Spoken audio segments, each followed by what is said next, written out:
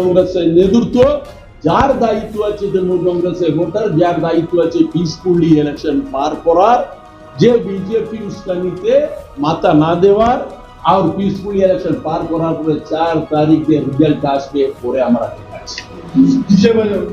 DJ নেই, সব কিছু বাজবে।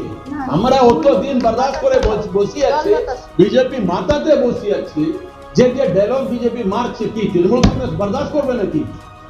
বিজেপি যে ডায়লগ মারছে আমরা বরদাস্ত করবে? পাড়া পাড়াতে যে যে অন্যায় করছে আমরা কি বরদাস্ত করবে? যে যে ডায়লগ আমার নেত্রী বিরুদ্ধে, আমার নেতা বিরুদ্ধে যে যে নামে কমপ্লেন করে দিচ্ছে, আমার রকম লোকের বিরুদ্ধে আপনি কি বলছে ইলেকশন কমিশন জিজ্ঞেস করছে আপনি কি কি দায়িত্বতে আছেন, আপনি কেন এদিকে ওদিকে ঘুরছেন, এরকম চমকাচমকি রাজনীতি বলুন কত পায় খাবে?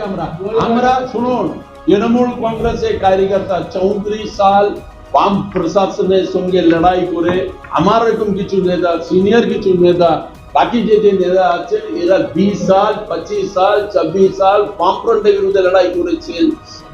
উনি যে কথাগুলো বলছেন সেই কথাগুলো এক ধরনের প্রচ্ছন্ন হুমকি, এবং দুর্গাপুর তথা পশ্চিমবঙ্গে যেভাবে একটা ভয়ের পরিবেশ সৃষ্টি করতে চাইছে তৃণমূল এবং ভোটকে প্রভাবিত করার চেষ্টা করছে, এই বিষয়টা অত্যন্ত চিন্তাজনক। এবং ইলেকশন কমিশনকে আমরা অনুরোধ করব ইমিডিয়েটলি এর বিরুদ্ধে ব্যবস্থা নেওয়া উচিত।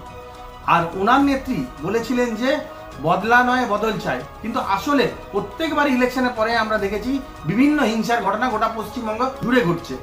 আমরা ভারতীয় জনতা পার্টি সরকারে আসার পরে সত্যিকারের পরিবর্তন এনে দেখাবো, এবং যাতে একটা মানুষও কোনো অসুবিধার মধ্যে না পড়ে স্বচ্ছ ইলেকশন হয়, এবং ভোটের আগে পরে ও ভোটের দিন যাতে কোনো হিংসার ঘটনা না ঘটে সেটা ভারতীয় জনতা পার্টি সুনিশ্চিত করবে।